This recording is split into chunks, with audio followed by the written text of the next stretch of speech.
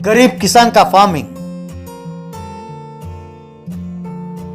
विदर्भा में महंती नाम का एक किसान था। उसके दो बेटियां थीं, पिंकी और रिंकी। उनको देखकर उनकी दादी महंती से, अरे बेटा, घर का एक वारिस होना जरूरी है। तुमने और बहू ने दो लड़कियों को पैदा किया है। अब देखो कितना खर्चे है। पर से पढ़ाई के नाम पर इन्हें बड़े बड़े अंग्रेजी स्कूल में पढ़ाकर खूब पैसे खर्च कर रहे हो। उनकी पढ़ाई के लिए तुमने अपनी खेत को भी गिरवी रखा है। पता नहीं क्या खेती करते रहते हो। 1 रुपए आमदनी तो दूर, दिन ब दिन उधार बढ़ता जा रहा है। पता नहीं क्या करोगे। लगता है देखते देखते जो बचा कुचा खेत है उसे भी बेच डालोगे। फिर हमें बस भीख मांगना पड़ेगा।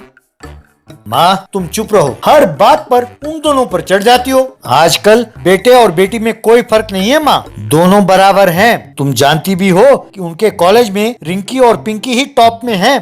तुम जानती हो कि जब मैं उनके कॉलेज जाता हूँ तो मेरी कितनी इज्जत करते हैं वो लोग। वो भी मेरे इन दो बेटियों की वजह से ही है ना माँ। इसीलिए तुम बेटी और बेटे में फर्क करके ना बात किया करो, वो सुनेंगी तो बहुत दुखी होंगी।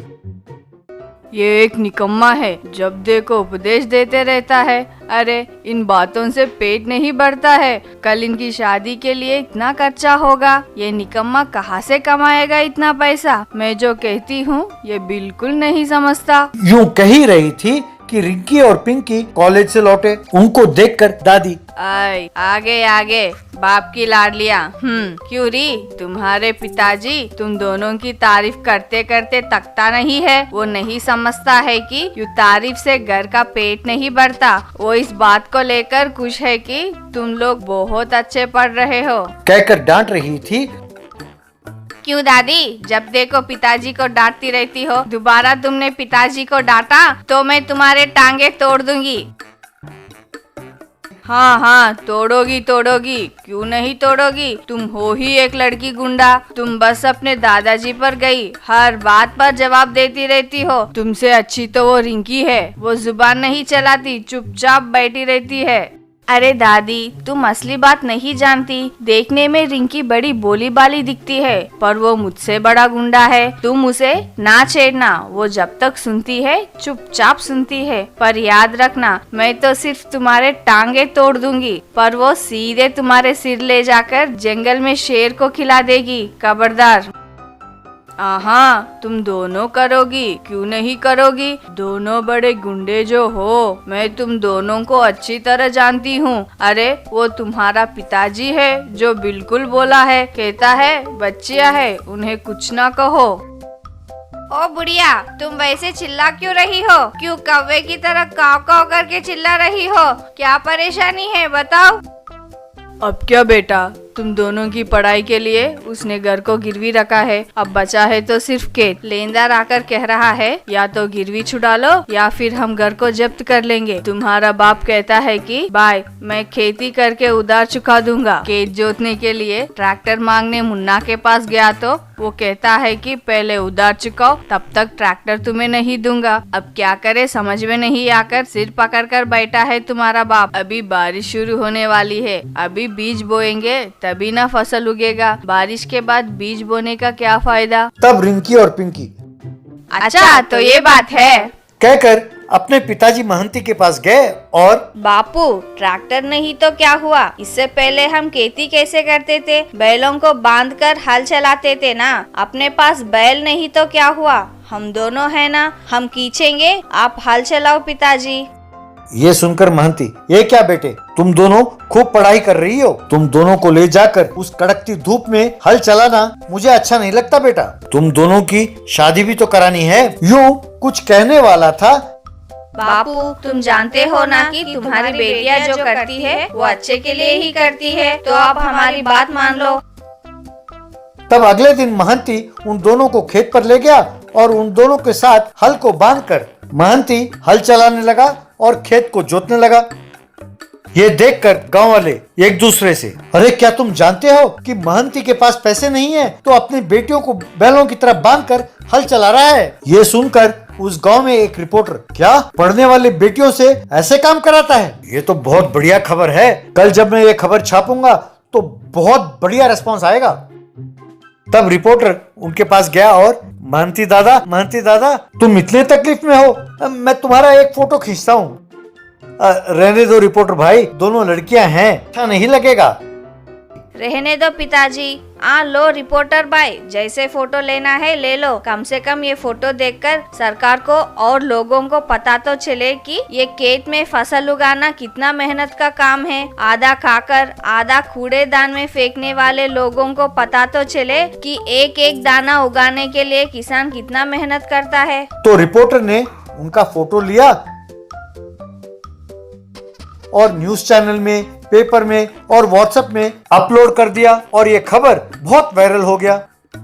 नतीजा ये हुआ कि अगले दिन उस गांव का कलेक्टर वहां पहुंचा और महंती, तुम कॉलेज में पढ़ने वाले अपनी बेटियों को बैलों की तरह हल से बांधकर खेत जोत रहे हो, तो मैं तुम्हारी हालत समझ सकता हूँ। मैंने तुम्हारे बारे में गांव में पता किया है। ये पता चला है कि तुम बहुत अच्छे हो और तुम्हारी बेटियां खूब पढ़ती हैं, तो उन्हें पढ़ने दो। सरकार की ओर से जो जो योजनाएं तुम्हारे लिए उपयुक्त हैं, मैं उन्हें तुम्हें प्रदान करूंगा। ये लो, ये नया ट्रैक्टर तुम्हारी तकलीफ को देखकर एक सेलिब्रिटी ने इसे दान दिया है, इससे तुम अपना खेत को जोतो। कहकर एक नया ट्रैक्टर उसे भेंट किया। बाद में सब मिलकर उस ट्रैक्टर के सामने खड़े हुए और फोटो खींचा। तब अपने दोनों बेटियों को पास लेकर महंती, ये सब मेरी बेटियों की वजह से है, वो मेरी किस्मत है। उन्होंने खेत में पांव रखा और मेरी सारी मुसीबतें दूर हो गईं। क्यों माँ, तुम्हारी पोतियों की महानता, कहकर प्रशंसा करने लगा। और नहीं तो क्या, ये मेरी पोतिया है, कोई ऐसी वैसी नहीं, ये मुझ पर गई है। क्या बुढ़िया, कल तक कह रही थी कि हम दादाजी पर गए हैं और बड़े गुंडे हैं, और आज तुमने बात फेर दिया। कहने लगे तो सब हंसने लगे। Home delivery. लुम्बिनी नाम के गांव में देवधर नाम का एक धनवान रहता था। उसके पास लड्डू नाम का एक नौकर था। लड्डू बिल्कुल मूर्ख था, इसीलिए देवधर उससे ज्यादा बाहर का काम नहीं कराता था। उससे सिर्फ घर के काम ही लेता था। घर के काम जैसे चाय ले आना, कुएं से पानी भरना, घर को झाड़ू मारना, ऐसे काम ही कराता था। एक बार देवधर, सुन लड्डू, मेहमान भोजन पर घर आ रहे हैं, जाओ और 50 अच्छे आम देखकर ले आना। बाजार में एक दुकानदार ने एक टोकरी में फल भरकर दिया। लड्डू थोड़ी दूर चलने के बाद, लगता है साहब ने मेरी कोई परीक्षा रखा है, उन्होंने तो सिर्फ आम लाने को कहा था, टोकरी नहीं। अगर उन्होंने मुझसे पूछा कि तुम्हें टोकरी लाने को किसने कहा, तो मैं क्या जवाब दूंगा, इसीलिए टोकरी को यहीं फेंक कर मैं सिर्फ आम लेकर जाता हूँ। यूं सोचकर वहां एक तख्ते पर उसने आम को बिखेर दिया, फिर टोकरी को दूर जाकर फेंक आया। उसके बाद दो दो आम करके वो घर तक ले जाने लगा।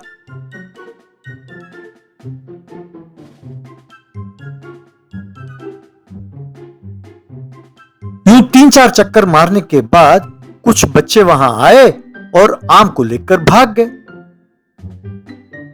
लड्डू ने आकर देखा तो वहां आम नहीं थे। हे भगवान, अब क्या करूं, आम गायब हैं, लगता है किसी ने चुरा लिया है। घर पर देवधर ने उसे खूब डांटा। तुम ज्यादा होशियारी दिखा रहे थे, अरे कोई बिना टोकरी के आम कैसे लेके आता है, यू स्टूपिड फेलो। अरे पहले ये जान लो कि किसे अलग अलग लाना है और किसे एक साथ लाना है। निकम्मे, तुम्हारी वजह से महंगे आम की चोरी हो गई। जाओ जाकर टोकरी में आम लेकर आओ, कमबख्त, कहकर उसे डांटा।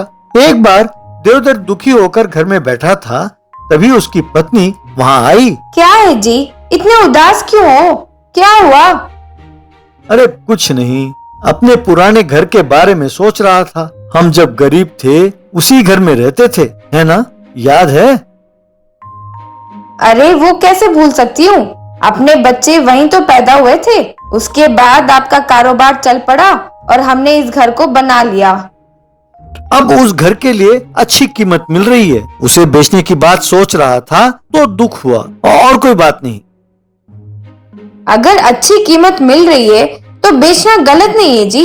उस घर में कुछ यादें हैं, जैसे आपकी माँ की वीणा, पिताजी का छाता और ऐसे छोटी छोटी चीजें। उन्हें ध्यान से लाकर संभाल कर रखें और कोई चिंता ना करे। अगले दिन देवधर ने लड्डू को बुलाया और लड्डू, तुम हमारा पुराना घर जानते हो ना, वो घर मुझे बहुत पसंद है, ऊपर से यादें जुड़ी हुई हैं, वहाँ जाओ और वहाँ के सारे सामान ध्यान से एक लॉरी में लेकर आ जाओ। एक सामान भी टूटा तो मेरे हाथों मरोगे। लड्डू ने ठीक है कहा और चल पड़ा। उस घर के पास जाकर बेचारे साहब को ये घर बहुत पसंद है। लगता है कि इस बार भी वो मेरी परीक्षा ले रहे हैं। उन्होंने कहा था कि किन चीजों को अलग अलग और किन चीजों को एक साथ लाना है। अब मैं दिखाऊंगा कि मैं कितना समझदार हूँ, ऐसा उसने सोचा। बाद में क्रेन की सहायता से पूरे घर को उठाकर एक लॉरी पर रखवाया। फिर उसे लेकर वो वहाँ से चल पड़ा। वो लॉरी यूं गांव से गुजरने लगी तो गांव वाले देखकर हैरान हुए। बाद में घर पर आकर, साहब ले आया, कहाँ रखूं? कहाँ रखूं का क्या मतलब? अरे पुराने सामान वाले कमरे में रखवाओ, वहाँ जगह कम है साहब, और कोई जगह बताइए। ठीक है तो फिलहाल घर के पीछे रखवाओ, बाद में सोचेंगे। अरे वहाँ भी मुश्किल है साहब, और कोई जगह बताइए। अरे घर के पीछे इतनी जगह है, क्यों बस नहीं होगा? तुम पागल हो क्या? घर के सामने बिल्कुल ठीक होगा, रखवा दूं? बिल्कुल ठीक होगा? क्यों, एक ही सामान लाए हो क्या? सब नहीं लाए क्या? सारा कुछ लेके आया हूं साहब, आप एक बार बाहर आकर देखिए तो सही। होम डिलीवरी का बिल 12 लाख रुपए हुआ है। क्या? ट्रक का 12 लाख रुपए? तुम बोल क्या रहे हो? चलो देखते हैं कि तुम लाए क्या हो। देवधर ने बाहर आकर देखा तो ट्रक के ऊपर सारा घर था। आप ही ने कहा था ना साहब कि ये घर आपको बहुत पसंद है और उससे यादें जुड़ी हुई हैं, इसीलिए इंजीनियरों को बुलाकर मैंने घर को यूं ही शिफ्ट कराया। बिल 12 लाख हुआ है, आप देंगे तो वे चले जाएंगे। अरे मूर्ख, वो घर बेचता तो मुझे 6 लाख रुपए मिलते, उसे गवाया और ऊपर से 12 लाख खर्च कराया।